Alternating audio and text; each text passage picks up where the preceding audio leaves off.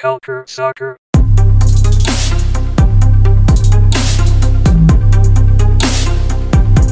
Bonjour à tous et bienvenue dans ce nouvel épisode de Culture Soccer. Aujourd'hui un podcast 100% actualité puisque nous allons revenir sur 3 sujets chauds dans l'actualité du soccer nord-américain. Globalement, la reprise potentielle de la MLS, le nouveau fondement des académies en MLS et puis les Canadiens et Américains, enfin surtout le Canadien et les Américains en Bundesliga. Pour parler du premier sujet, donc du retour de la MLS, je suis avec nos 2 autres rédacteurs en chef. Adi Raphaël, bonjour Adi. Allô Antoine, allô Anthony, ça va bien? Ça va très très bien, merci. J'espère que ça va chez vous à Québec. J'ai vu que c'était un peu plus compliqué dernièrement. Donc j'espère que vous êtes tous en bonne santé. Ouais, on survit. Et bonjour à l'autre Québécois, Anthony. Bonjour Anthony, comment ça va? Ça va très bien. On sent un peu on voit la lumière au bout du tunnel. Le soccer revient quelque peu avec les bourgeons. Donc c'est bien. C'est vrai, au début du printemps arrive le soccer probablement et on va revenir justement sur les détails de la MLS qui a un plan pour un début de saison un peu plus tôt que prévu. On l'a vu, d'autres ligues nord-américaines, notamment au baseball, avaient cette idée de revenir dans un seul état avec toutes les équipes regroupées au même endroit et c'est ce qui se passe avec la MLS aussi qui pense retourner à Orlando. Alors le plan est le suivant, il a été reporté par le Washington Post tout d'abord, puis après The Athletic qui a un peu complété les informations. La MLS voudrait que les 26 équipes viennent ensemble à Orlando pour revenir à la compétition le plus tôt possible. Donc ça permet d'éviter en fait les échanges, les déplacements par avion dans différentes villes. Si tout le monde est au même endroit, il y a moins de transport. Et l'idée serait qu'elle joue au ESPN Wide World of Sport, un complexe à Orlando, qui commencerait un petit peu en gros le 1er juin. Avec des entraînements qui commenceraient ensuite des entraînements équipe le 8 juin et puis les matchs commenceraient au début de juillet, donc voilà, pour laisser un petit peu de temps pour les équipes de se reprendre au niveau parce qu'ils n'ont toujours pas le droit de faire des entraînements collectifs pour le moment, c'est juste des entraînements depuis cette semaine ils ont droit aux entraînements individuels, mais donc voilà, ça commence à être un peu long pour certaines équipes MLS et c'est ce que la MLS veut, c'est une information qui n'est pas encore confirmée par la Ligue, mais qui est assez partagée par tous les médias. Donc ça serait vraiment dans les plans, mais bien sûr, il faut convaincre encore les joueurs, les propriétaires d'équipes. Il y a un tas de problématiques avec cette solution, et c'est pour ça que je me retourne vers vous. Je commençais par Adi. Qu'est-ce que tu as pensé, toi, de cette solution quand tu l'as vue apparaître? Très sincèrement, je suis un peu divisé, ok, parce que c'est sûr que j'ai hâte que la MLS reprenne, j'ai hâte que tout reprenne, j'ai hâte que le foot reprenne en général. Par contre, donc je suis content de voir ce genre de proposition-là, mais d'un autre côté, je suis pas très convaincu par rapport au côté santé de la chose. Il y a même pas de vaccin qui est encore sorti, il y a rien qui est encore sûr du point de vue d'une fin de pandémie ou quoi que ce soit, et je trouve que mettre un certain risque sur la santé des joueurs, que ce soit des joueurs, que ce soit des personnes, en fait, finalement, c'est des êtres humains. Je suis pas trop convaincu que ça. Je pense qu'il fallait vraiment attendre beaucoup plus.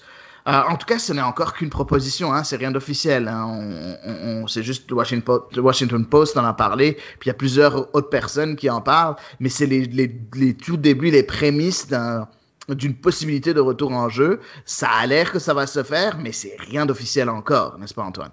C'est ça, et j'ai oublié de préciser, mais oui, tous les joueurs et staff seraient confinés dans un hôtel qui s'appelle Coronado Springs, qui est à côté du complexe de Disneyland. Et ESPN, il appartient à Disney aussi, donc il y a Disney en fait qui serait un petit peu chapeauté tout ça, mais donc ce serait plus de 1000 personnes dans un hôtel, staff, joueurs, peut-être physiothérapeutes, etc.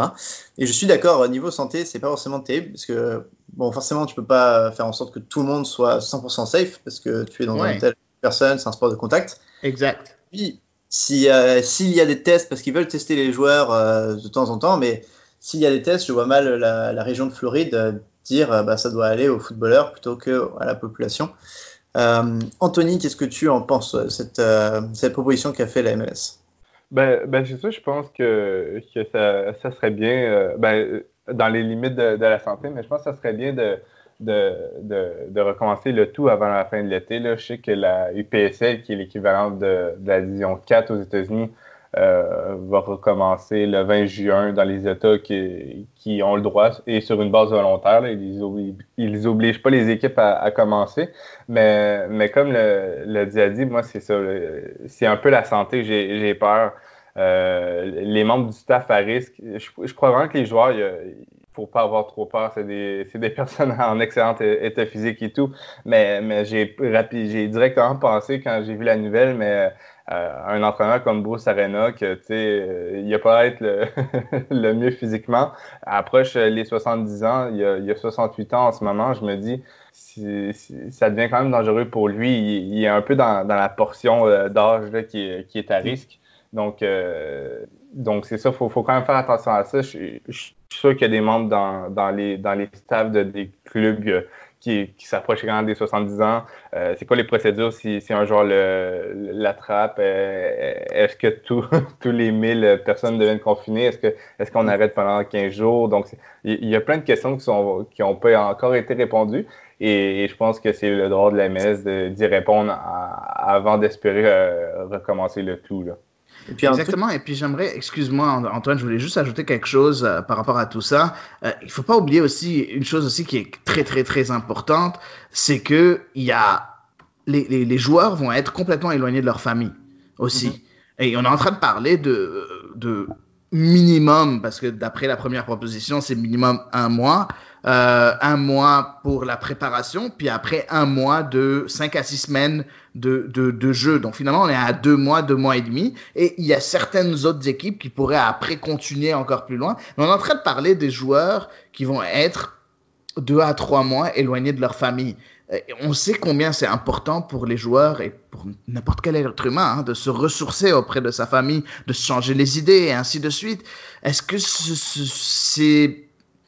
Je sais pas. Je suis pas du tout convaincu. Je suis pas du tout convaincu. Surtout pour les étrangers qui sont pas forcément aux États-Unis ou au Canada, c'est peut-être plus compliqué.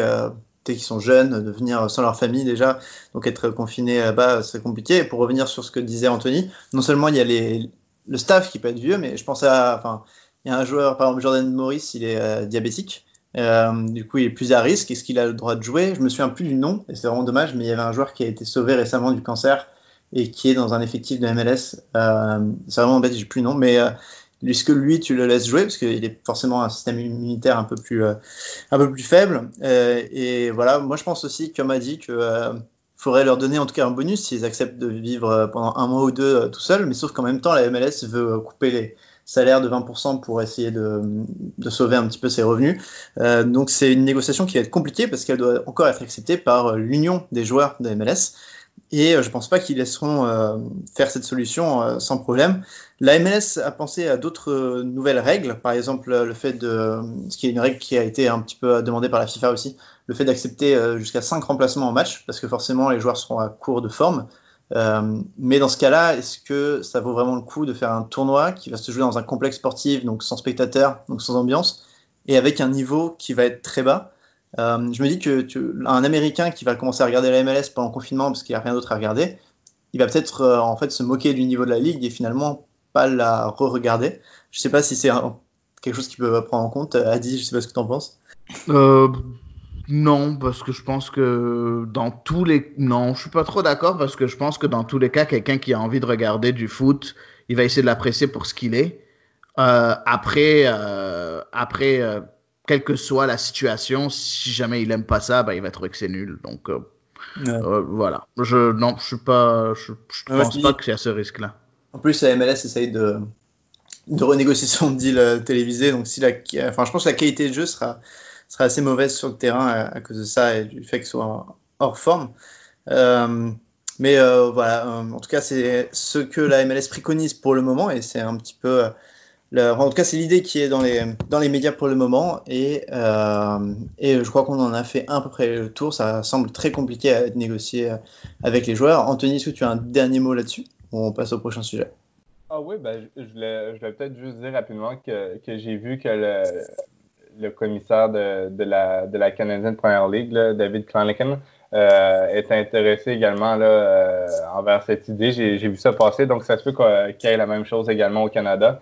Donc, ça reste à voir, mais c'est ça. Il y a encore plusieurs questions à répondre. Et ça va pas se faire dans 2 semaines non plus, là, je crois. La différence au Canada, c'est qu'il y a des zones qui sont presque pas affectées. Je dis pas du tout, parce que ça n'existe plus, mais il y a des zones où il y a eu très, très, très peu de cas, donc surtout en Colombie-Britannique. Donc, tu te retrouves à un moment où c'est un peu différent.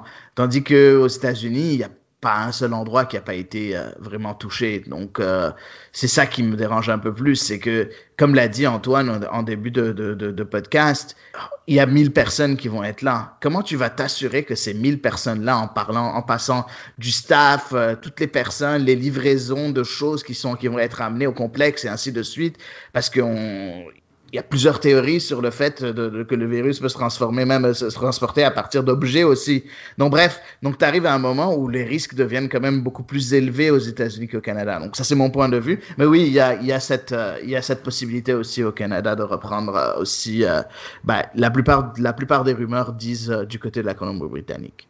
D'accord. Eh ben, on va voir ça. En tout cas, ouais, la Floride a l'air de se positionner dans le marché américain. Enfin, moi, je disais avec la Major League Baseball, mais il me semble qu'il y a des discussions aussi pour d'autres sports. La Floride veut être un petit peu l'État qui commence à déconfiner, surtout à organiser des compétitions sportives. On va voir comment ça se fait dans ce ESPN complexe, si ça se fait. D'ici là, on vous tiendra bien entendu au courant sur nos réseaux sociaux. Et on va passer tout de suite à la deuxième partie.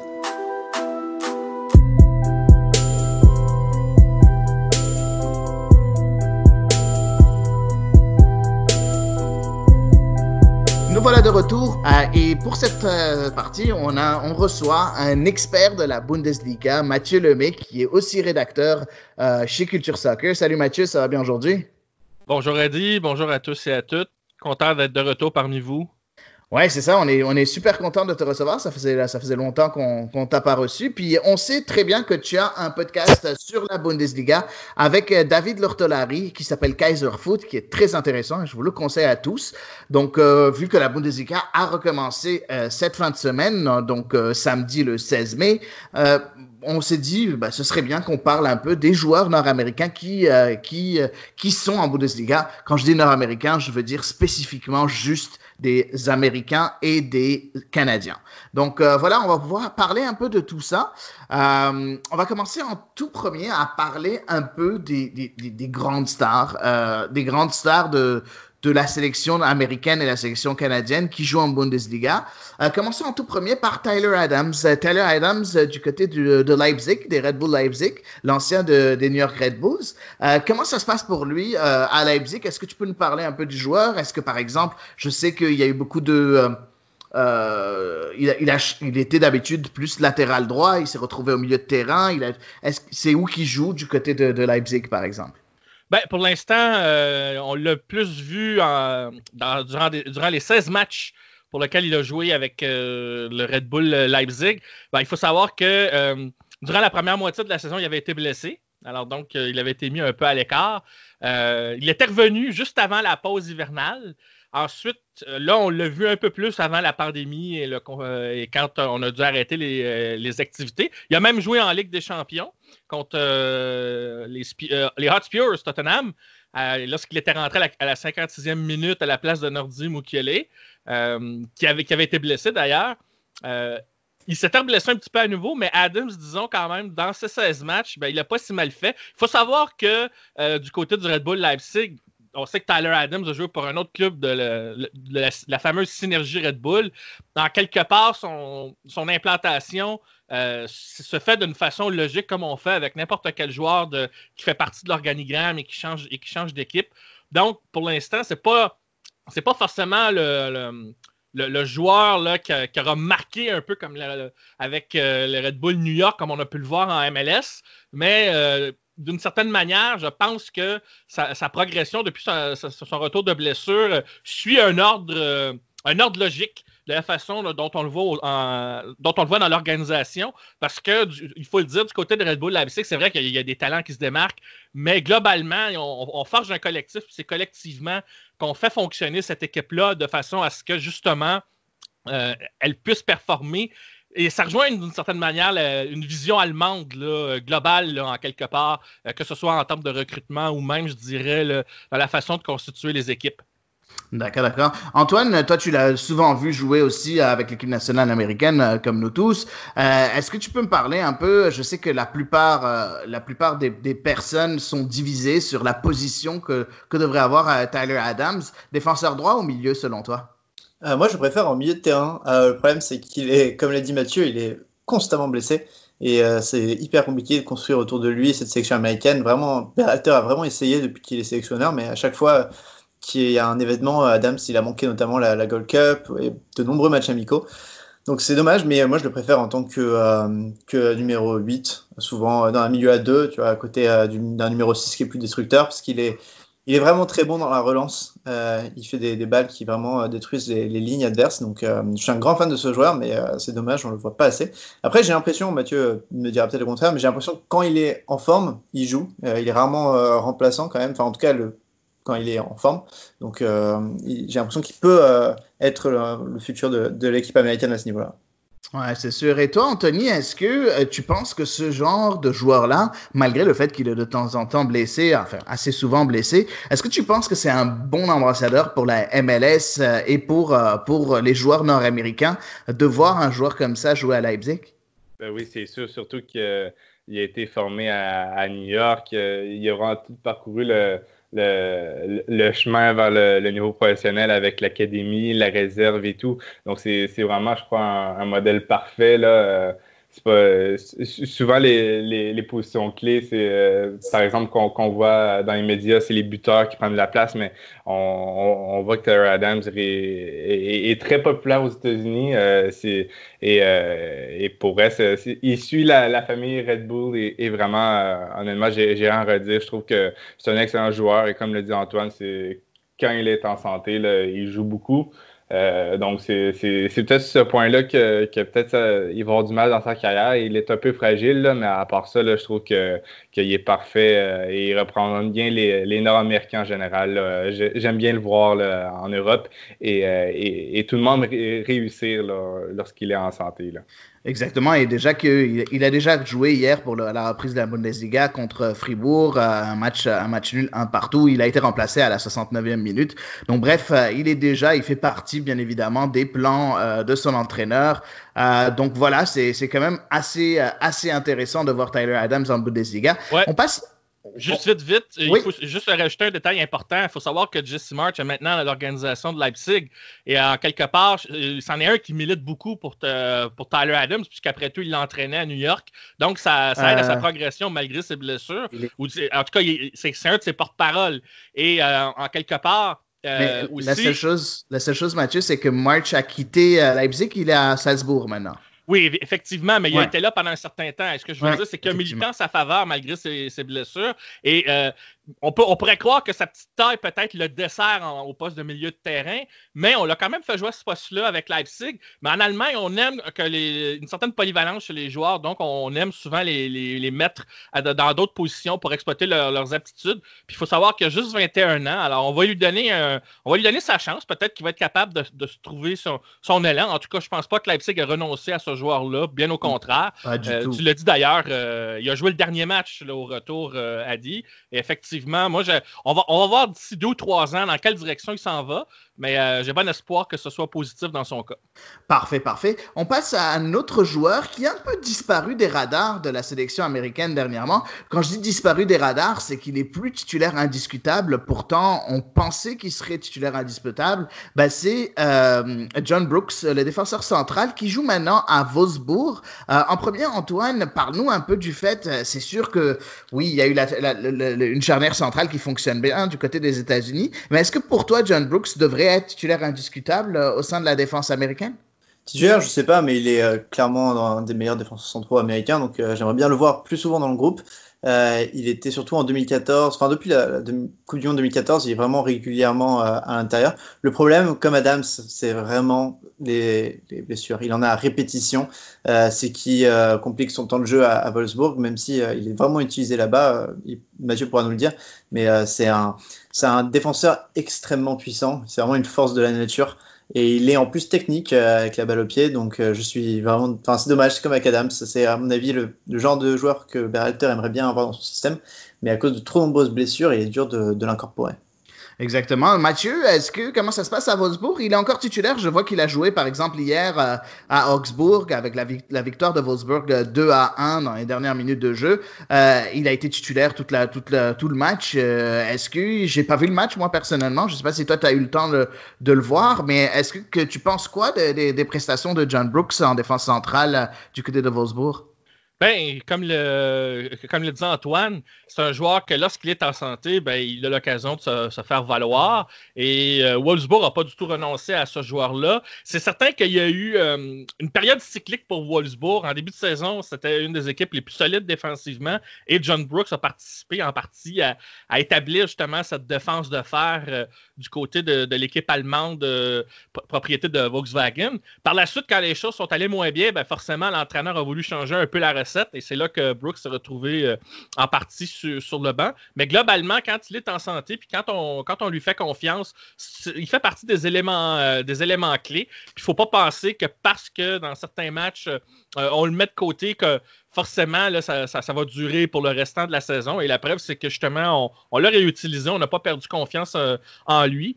Ce qui l'aide aussi, c'est que contrairement à Tyler Adams, lui, il a une expérience en Bundesliga de plusieurs saisons. Donc, quand il est en santé, on connaît le profil du joueur, on sait de quoi il est capable. Et en plus, ben, il bénéficie en partie de la nationalité allemande. Il a déjà joué pour les U20 en Allemagne. C'est donc c'est un joueur là, qu'on considère là, globalement là, comme parmi les bons défenseurs de la Ligue. C'est quelqu'un de très, très grand aussi. Alors, donc, il est très, très fort physiquement. Puis en Allemagne, c'est quelque chose qui est assez recherché parce que c'est un championnat très engagé. Fait que du moment qu'il est en santé, je pense qu'il va continuer d'avoir sa chance de performer. Puis il a la chance d'être parmi une des meilleures équipes en défense et d'avoir un rôle à jouer justement par rapport à ça.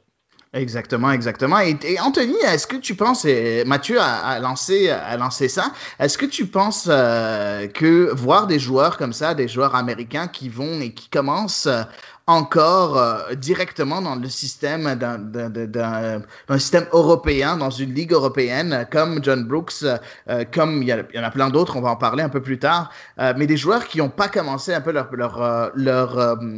histoire en MLS, est-ce que tu penses qu'il va y en avoir de plus en plus ou il y en aura de moins en moins? Parce que là, John Brooks, c'est encore ce genre de joueur-là qui a commencé sa carrière avec le Hertha Berlin étant très très jeune, mais est-ce que tu penses qu'on va en voir de plus en plus ou de moins en moins avec l'essor de la MLS?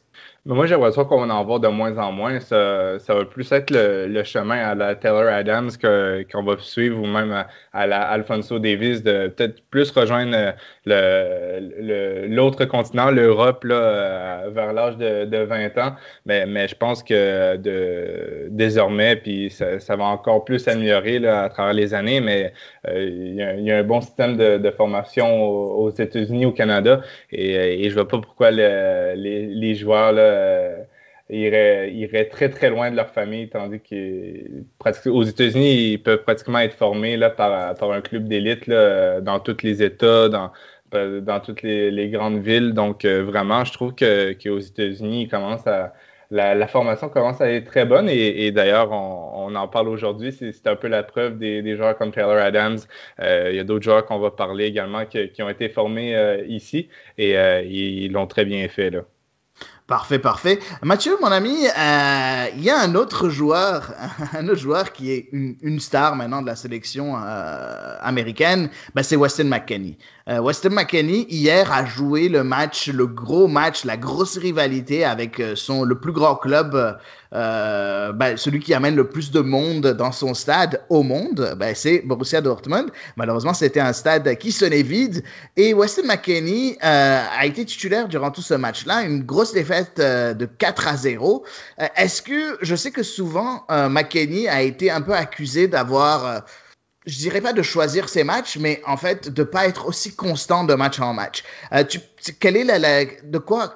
Comment ça se passe en Allemagne? Comment on voit ce joueur-là en Allemagne? Est-ce que c'est un joueur où les Allemands voient que les Allemands voient comme une star, ou est-ce que pour les Allemands ce joueur-là manque cette constance-là? C'est difficile à dire, franchement.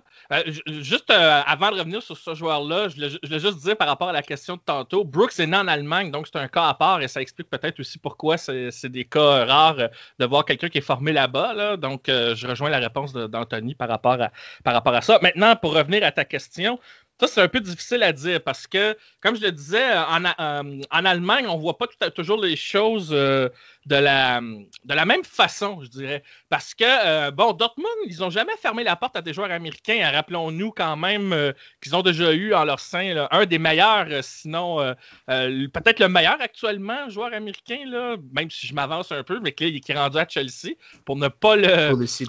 Pulisic, pour ne pas le nommer. Donc... Attends, McKennie, il est à Schalke. Hein.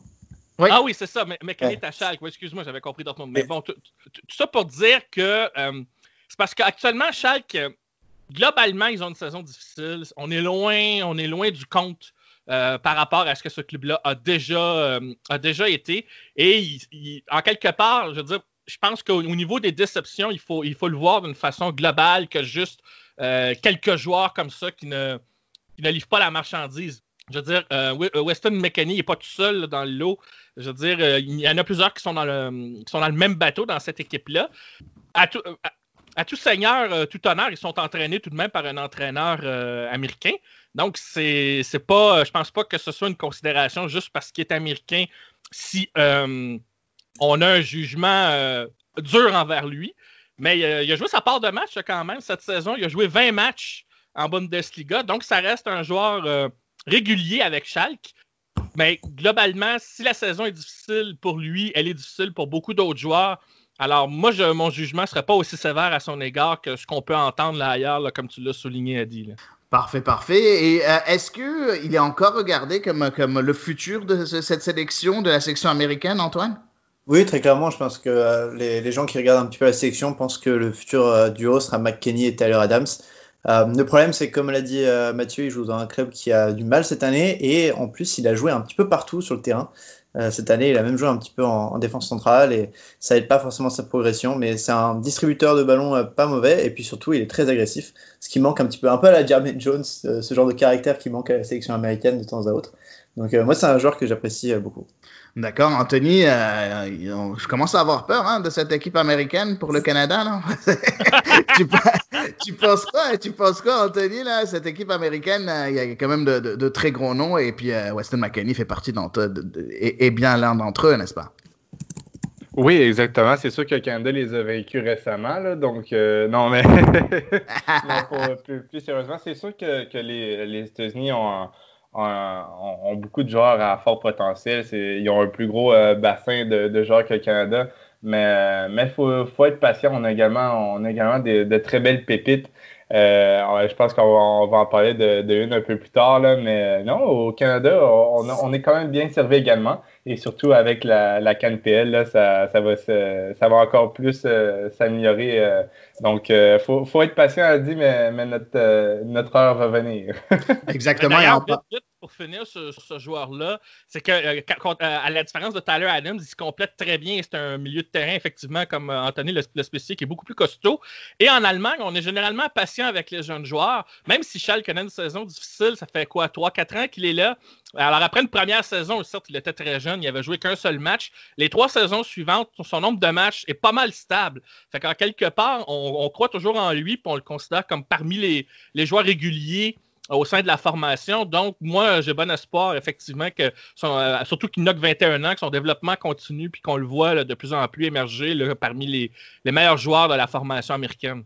Effectivement, il y en a beaucoup et j'aimerais parler aussi, on a parlé bien évidemment des jeunes joueurs, puis j'avais lancé Anthony par rapport au Canada, c'était fait exprès parce qu'on passe à ce joueur-là canadien qui est en train un peu de faire partie de tous les highlights à travers le monde. C'est Alphonso Davies, maintenant latéral gauche du Bayern de Munich. Mathieu, en essayant d'enlever le plus possible notre flamme partisane et notre flamme nationale, comment tu peux juger en tant qu'expert de la Bundesliga Alphonso Davies au poste de latéral gauche? On se souvient que ce n'est pas son poste de prédilection, c'est un poste qu'il est en train d'apprendre, mais quels sont les échos d'Alphonso Davies à travers la Bundesliga? Bien, j'enlève les œillères partisanes, Adi, mais je dirais que son développement suit un parcours logique au sein du Bayern de Munich. On avait un plan pour ce joueur-là. On le suit à la lettre et le joueur confirme ce qu'il avait montré chez nous à MLS. Il y a une forme de discipline, une volonté d'apprendre et une progression constante au point où on lui fait de plus en plus confiance. Et ça, même surtout depuis le changement d'entraîneur. On sait qu'Hans Dieter Flick avait remplacé Niko Kovac. Si bien que là, on l'a vu jouer une vingtaine de matchs et son apport dans la formation allemande est loin d'être dédaignable. Même au poste de latéral gauche, on le voit progresser de plus en plus par rapport à ce poste-là. Et en quelque part, ce parcours logique-là, moi, ça ne me surprend pas. Peut-être ce qui m'étonne, c'est que ça va un petit peu plus vite que ce à quoi on s'attendait. Mais heureusement, pas trop vite quand même. Il y a une forme de discipline. Il y a beaucoup de compétition également là, au sein de la formation allemande. Mais on lui a donné sa chance. Il s'est progressé. Il suit les consignes. Il fait ce qu'on lui demande. Et il contribue au collectif. Moi, j'ai bon espoir que s'il n'est pas blessé, il devienne justement non seulement un joueur qui va s'établir comme un titulaire constant en Bundesliga, mais aussi, il va confirmer qu'il est non seulement la plus belle pépite, mais peut-être l'un des meilleurs joueurs canadiens qu'on aura au cours des années futures. Oui, effectivement, je pense aussi, même si j'étais complètement contre de le voir en tant que latéral gauche, il faut avouer que là, j'ai eu tort. Il est extraordinaire à ce poste-là, en tout cas au Bayern. Mais les gens au Bayern, peut-être, sont meilleurs qu'au Canada pour le former à ce poste-là, si je peux me permettre. Oui, mais ça dépend aussi par qui il est entouré. Donc, je ne sais pas si ce serait sa place en équipe nationale, mais on discutera de ça un peu plus tard. Anthony, juste rapidement, ta petite idée, est-ce que Alphonso Davies, latéral gauche en équipe Canada, oui ou non? On voit que Erdmann souhaite le mettre à cette position-là. Je trouve que dans la dernière année, il a super progressé à ce poste. Je pense que les seules inquiétudes qu'on avait pour ceux qui suivent le Canada, c'est surtout qui mettre en tant qu'ailier gauche. Mais je crois qu'on va trouver, c'est sûr que si sa position de prédilection, ça devient latéral gauche, bien, on est mieux de le mettre dans celle-ci. Il va être plus confortable. Parfait. Ben là, comment on va faire? Parce que c'est sûr, on a encore une troisième partie pour ce podcast-là. Donc, je vais vous nommer, il y a plusieurs joueurs canadiens et américains qui jouent en Allemagne. Je vais vous nommer un joueur. Je veux que vous me donniez une phrase sur ce joueur-là, que ce soit si jamais ça arrive à Mathieu, tu peux nous parler un peu de ton expérience en Bundesliga. Mais aussi pour les autres, on peut parler un peu de notre expérience en sélection. Je commence en premier. Antoine, Timmy Chandler, qui joue à l'Eintracht Francfort. Le passé de la sélection américaine, on voit, il revient bien cette année, mais il y a peu de chances qu'on le revoie dans le groupe américain. Parfait. Mon ami Anthony, je parle de Josh Sargent à Werder Bremen. Oui, en fait, potentielle vedette américaine qui reste à confirmer. Exactement, tout juste 20 ans, bien évidemment, et il n'a pas encore prouvé tout ce qu'il faut. Mon ami Mathieu Lemay, si jamais je te dis Ulisses Llanes de Wolfsburg. À Wolfsburg, moi, je pense que c'est un joueur... Moi, je l'ai moins vu que l'autre joueur de Wolfsburg qu'on a mentionné, mais je dirais qu'il y a un potentiel de se développer là-bas parce que Wolfsburg, c'est normalement une formation qui fait beaucoup confiance à des jeunes joueurs avec des prises de risques. Moi, je pense qu'il a la possibilité de continuer d'émerger, avec un peu de patience, bien sûr, mais non, il n'est pas mal entouré, même si c'est une des rares équipes en Allemagne plus défensive qu'offensive, en tout cas. Oui, effectivement. En tout cas, il n'a pas encore percé l'équipe numéro 1, je pense. Donc, en avis, on va pas le... Non, mais c'est pour ça que je le connais moins, mais encore là, on a vu d'autres exemples. C'est pas parce que cette année, il joue moins que les années suivantes, on va pas le voir plus. Les équipes allemandes ont des plans par rapport à leurs jeunes joueurs, alors il faut être patient dans leur cas, beaucoup plus que dans d'autres pays en Europe. Effectivement. Mon ami Antoine, Giovanni Reina, Dortmund. Ah, ça c'est vraiment le mec pour lequel je vais être un petit peu plus Essaye loin. de pas t'enflammer. Non, après, c'est juste qu'il y a tellement de comparaisons avec Pulisic, quoi. Parce qu'on l'a vu cette année, il a marqué un superbe but en Bundes, puis après en Champions League contre le PSG, il a fait 30 minutes, mais de folie. Il a 17 ans et il est capable de jouer en numéro 10 ou un peu en second attaquant. C'est le plus gros, on va dire, le plus gros potentiel américain, sachant que les Pulisic et Adams sont une génération au-dessus. C'est vraiment le plus gros potentiel américain en ce moment. Ouais, je suis complètement d'accord avec toi. On passe à Zach Steffen, mon ami Anthony. Zach Steffen, qui a été acheté bien évidemment par Manchester City à partir du Crew de Columbus et qui est prêté maintenant en Bundesliga au Fortuna Düsseldorf où il a la place de numéro 1. Moi, je trouve que c'est très logique par rapport à son cheminement. Anthony, est-ce que tu penses que c'est une bonne chose le fait que Zach Steffen est titulaire dans un club de première division allemande, même il appartient encore à Manchester City? Ben oui, il a quand même 25 ans, donc faut vraiment qu'il accumule les minutes au plus haut niveau. Donc, en première division d'une ligue majeure, là, c'est parfait pour lui. Il apprend à côtoyer des joueurs de haut niveau. Donc, oui, vraiment, Stephen en Allemagne, je crois que c'est parfait pour lui là, en ce moment. Parfait. Et Mathieu, son coéquipier au Fortuna Düsseldorf, Alfredo Morales, qui joue très souvent en tant que milieu défensif. C'est sûr, il a quand même maintenant 30 ans, mais est-ce qu'il a une bonne réputation en Allemagne, Alfredo Morales? Ben, il y a un parcours quand même. D'abord, il est né en Allemagne comme Brooks. Il a été formé lui aussi à l'Hertha Berlin. Il a joué en grande partie à Ingolstadt là, avant on a beaucoup en deuxième division avant de venir là, en première avec Düsseldorf. C'est un joueur qui alterne pas mal les deux niveaux en Allemagne.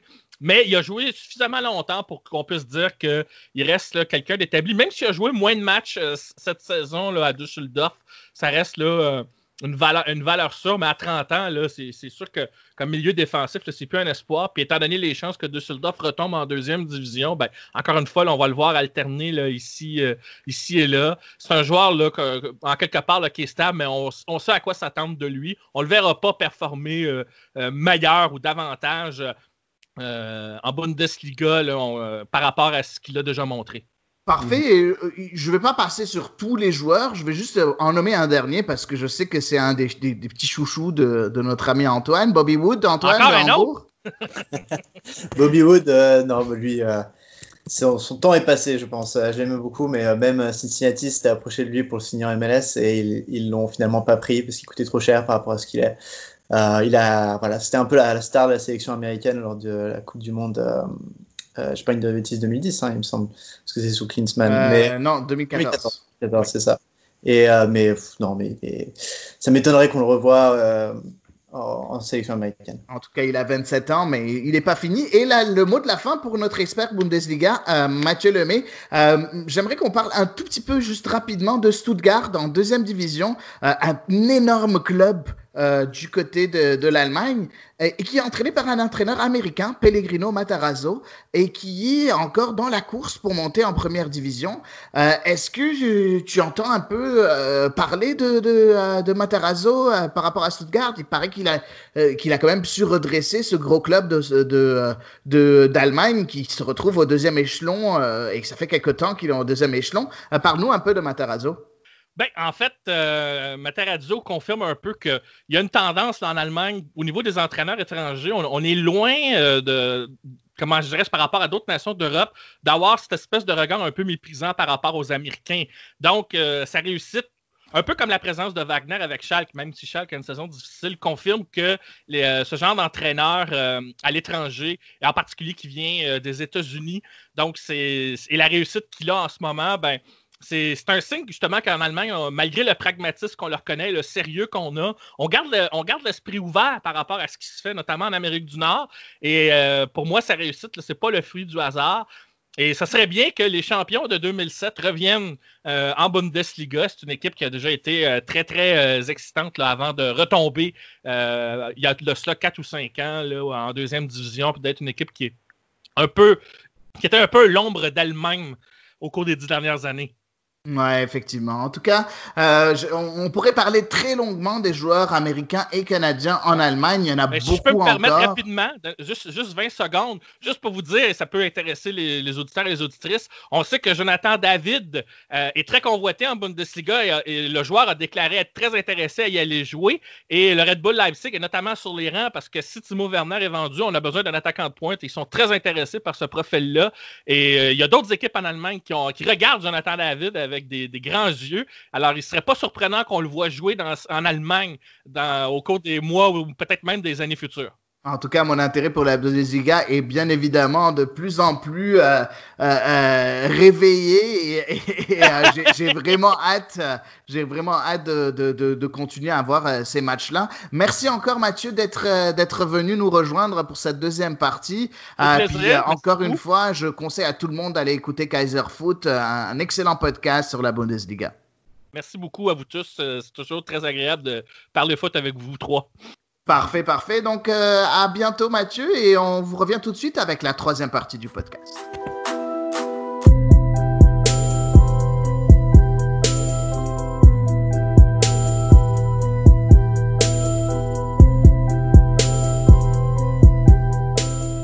Parfait. Donc, on est de retour pour cette troisième partie pour parler un peu plus formation. Nous sommes toujours avec nos rédacteurs en chef, Adi et Antoine, mais on est présentement rejoint par Florian Mauger, notre expert college soccer, qui aujourd'hui va se transformer en expert formation. Ça va bien, Florian? Salut Anthony, ouais, ça va bien et toi?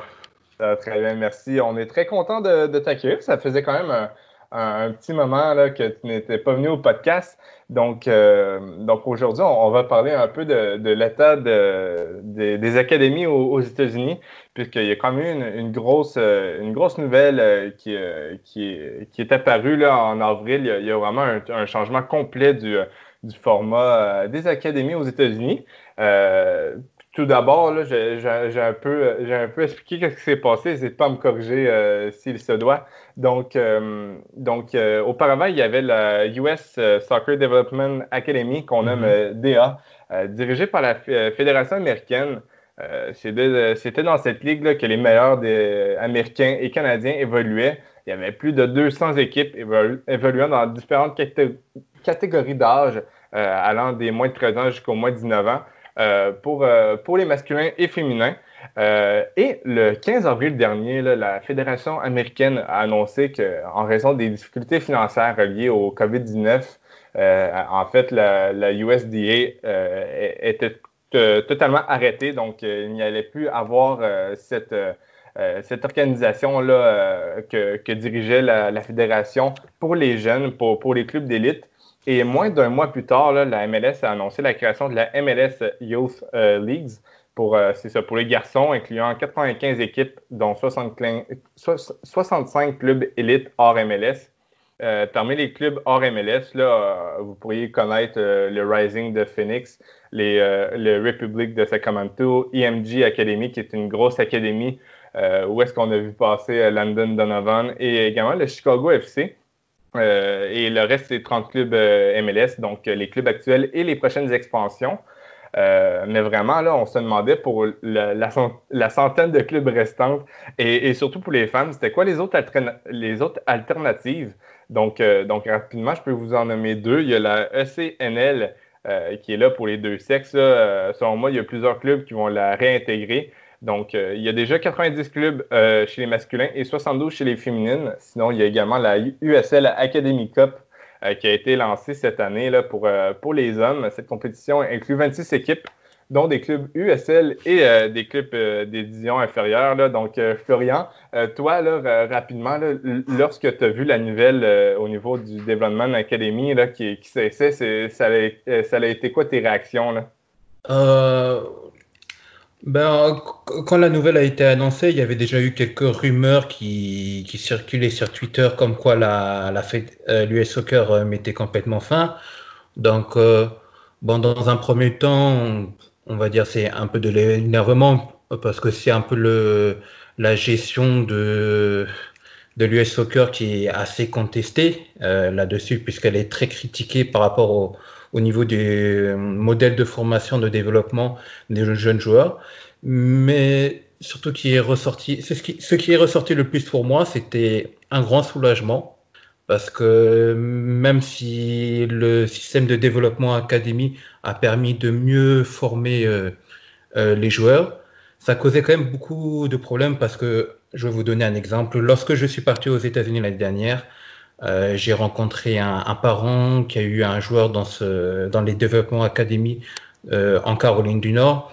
Donc, il payait plus de $10,000 rien que pour mettre son enfant là-dedans, en dehors des coûts comme les voyages, nourriture, équipements, etc. qu'il faut payer en plus. Et donc, ça revenait quand même assez cher pour les parents, surtout qu'il faut faire des heures de route, parfois de 7 heures, de 10 heures, donc c'est très problématique. Mais il y a aussi le fait, c'est que ça éclipsait beaucoup, je trouvais, les autres ligues dans le pays, par exemple le CNL, qui est une autre forme d'académie où on sait qu'il y a beaucoup de très bons joueurs. Par exemple, au niveau du collège soccer, beaucoup de coachs, par exemple, ne cherchaient pas vraiment trop à recruter là-dedans. Ils voulaient à tout prix le label développement académie. Donc ça a jeté beaucoup le système de développement académie. Je trouvais que ça jetait beaucoup de l'ombre à la formation en US Soccer et en ECNL. Et également, bon, comme je disais un peu plus avant, ce sont surtout les voyages.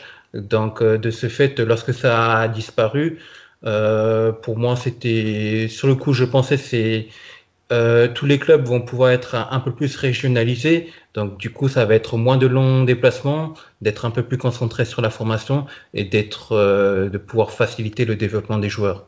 C'est un peu comme ça que je l'ai vu. Oui, en effet, parce que au niveau de la ECNL, là, contrairement à la DH, c'était vraiment plus vraiment une équipe de l'Est pouvait affronter une équipe de l'Ouest. Au niveau de la ECNL, là, il y a environ une dizaine de conférences, donc ça limite les dépenses de voyage. C'est sûr que je sais pas, ça sert trop à quoi quand tu as 14 ans d'aller affronter une équipe de Los Angeles quand tu es à New York. C'est un peu des dépenses pour rien. Mais c'est ça, toi, Antoine, de ton côté, au niveau de la formation, c'est quoi que tu penses que ça va changer? Est-ce que tu penses qu'il y a des clubs qui vont cesser d'exister à cause de la développement de l'académie ou c'est vraiment juste un changement là, sur le papier, là?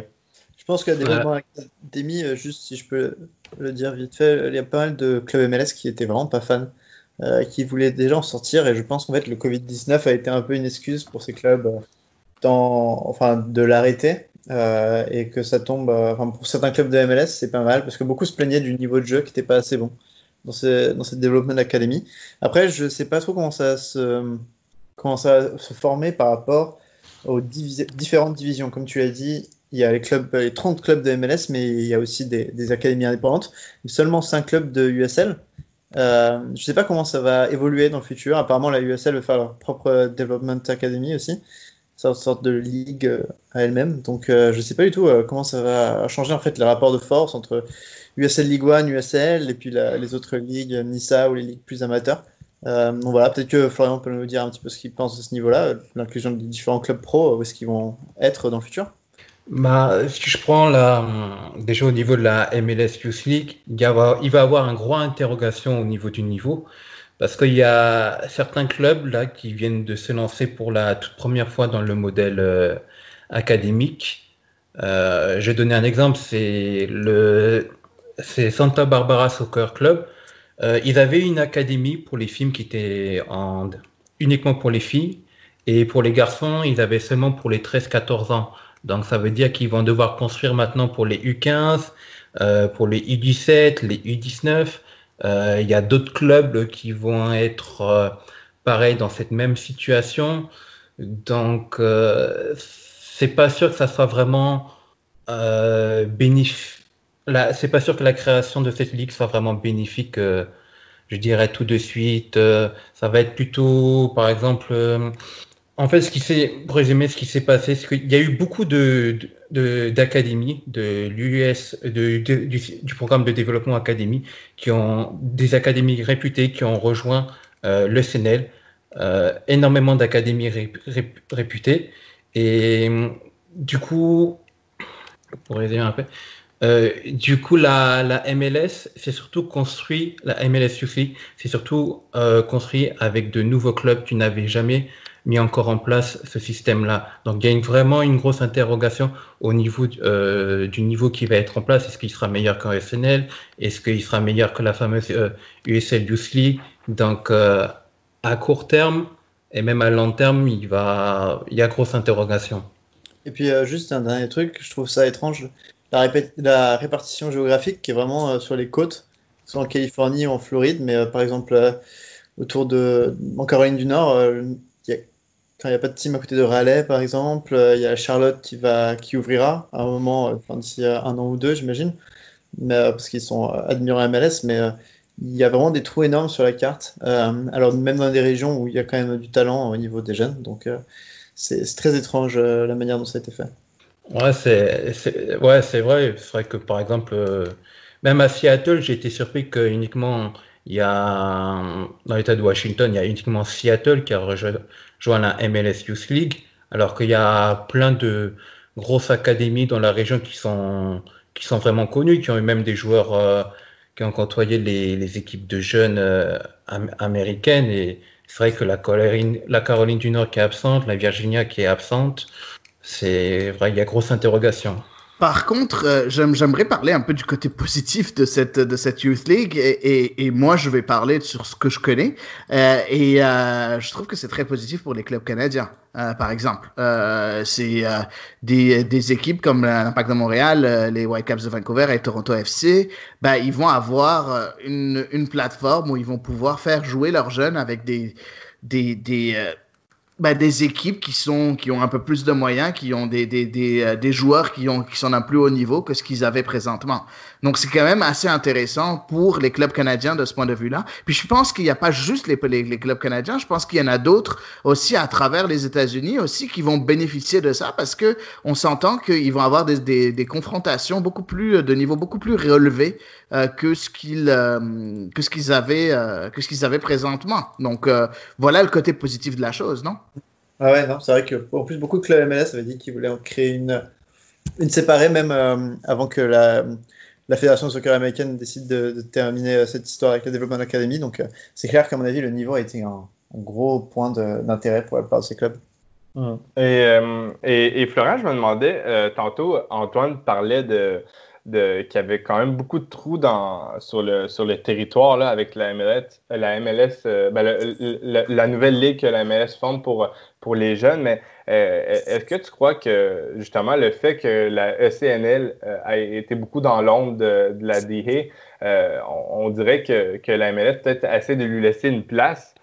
Puisque la ECNL a quand même plusieurs conférences dans le comment je pourrais dire ça, dans le milieu des États-Unis ou dans l'État de Washington. Vraiment, on dirait peut-être que les deux ligues tentent de travailler conjointement. Je sais pas si tu es d'accord avec ça. Ouais, c'est vrai que j'ai un peu la même opinion. Je pense qu'au début, c'est ce qui va se passer. La MLS va laisser développer la ECNL. Et petit à petit, elle va grappiller les parts et je pense récupérer tout le monde. Mais comme on le voit, il y a surtout beaucoup dans la nouvelle MLS Youth League, il y a quand même beaucoup de clubs qui viennent de Floride, de Californie, aussi du Texas. C'est là où il y a un gros réservoir au niveau des jeunes. Donc je pense que c'est surtout des endroits que la MLS va se laisser développer en premier pour pouvoir tout récupérer et elle va s'attaquer ensuite vers les autres régions. Ouais, c'est ça. J'ai vraiment l'impression qu'au début, la MLS veut surtout avoir une ligue très compétitive pour ses académies. Par la suite, peut-être qu'ils vont prendre du terrain, mais je pense que c'est bien qu'en ce moment, la SCNL ait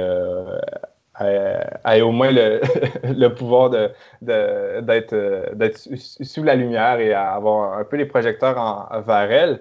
Sinon, je me demandais, est-ce que ce changement de format-là change quelque chose au niveau du college soccer? On le sait, tu disais un peu plus tôt là, que le college soccer aimait bien l'étampe Development Academy pour ses joueurs. Est-ce que tu as entendu parler un peu de ça au niveau du college soccer? Au niveau du college soccer, les retours, personnellement, j'en ai pas eu. Mais après, le truc, c'est que oui, en ayant la SNL qui soit un peu plus en lumière, du coup, et maintenant avec l'arrivée de la MLS Youth League, là, les coachs auront vraiment deux références où ils savent à peu près cette fois-ci à quoi correspond exactement le niveau. On va dire c'est à peu près un niveau similaire. Et du coup, ça va permettre justement de recruter moins de joueurs étrangers, parce que c'est aussi le problème qu'il y a dans le college soccer. On reproche qu'il y a beaucoup de joueurs étrangers, et du coup, il y en a qui disent, bon, ça vole la place des Américains, tout ça, c'est moins de joueurs américains qui deviennent pros, mais ça aussi, ça pose des problématiques au niveau de la draft. Donc, comme il y aura la possibilité maintenant de faire venir plus de joueurs américains au niveau du collège soccer, c'est des spéculations, mais ça peut mettre un peu plus de valeur au niveau de la draft. D'accord. Et au niveau du format, est-ce que tu as des informations pour cette ligue de la MLS? Est-ce que ça va jouer en conférence? Est-ce que ça va être vraiment toutes les équipes dans le même panier? Comment va avoir lieu cette ligue-là? Est-ce qu'on a des informations par rapport à ça? J'ai vu une info qui a circulé. C'est un joueur qui l'a sorti. Et il y a eu un insider du FC Dallas qui l'a repris. Apparemment, c'est une supposition, si on prend son tweet. Apparemment, la saison de MLS Youth League va se dérouler après la saison de SNL. Il y aura une quinzaine de matchs apparemment. Donc ça sera on peut dire, ça sera un peu comme une Summer League en fait. Ah ok, et en question, en relation avec ça, est-ce que du coup les académies USL qui sont dans cette MLS Youth League, est-ce qu'elles joueront les deux, donc la USL Development Academy et la USL Youth League, et la MLS Youth League? Par rapport au tweet que j'ai eu, apparemment, c'est ce qui va se passer. D'accord. Là, dans les annonces de la SNL, justement, il y a eu des clubs MLS comme le FC Dallas et le Houston Dynamo qui ont rejoint la ligue. Il y a aussi